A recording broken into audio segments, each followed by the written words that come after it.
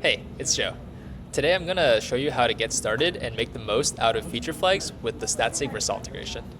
With this integration, you can control rollouts, test new features, and deploy with confidence. Some example use cases are gating new features for beta users, giving early access only to a select group before a full launch, gradually rolling out a new backend API, for example, enabling it only for pro tier users to monitor performance before wider adoption, and testing different checkout experiences for different countries.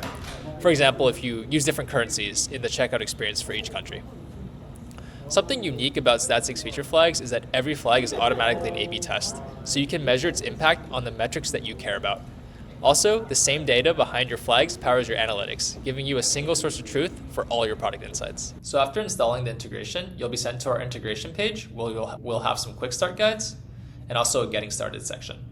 The setup is actually very simple. The steps are just to install the Flags SDK and the Statsig adapter for it, and then define a couple of functions. Here, it's an identify function where you're actually telling us what user you want to test on. In this case, we just have a test user here.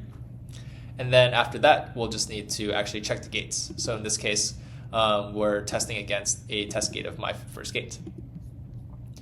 With the integration setup, we'll start syncing flags from Statsig into Vercel.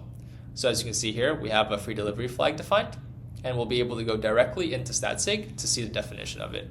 In this case, we're just having a 50-50 split.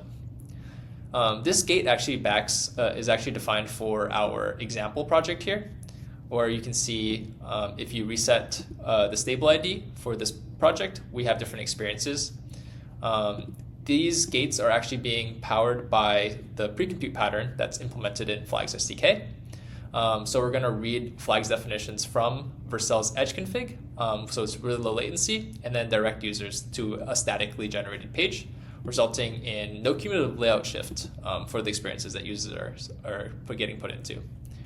You can also click the Add to Cart button, and then in this page here, we have some examples of how to dynamically render gates as well.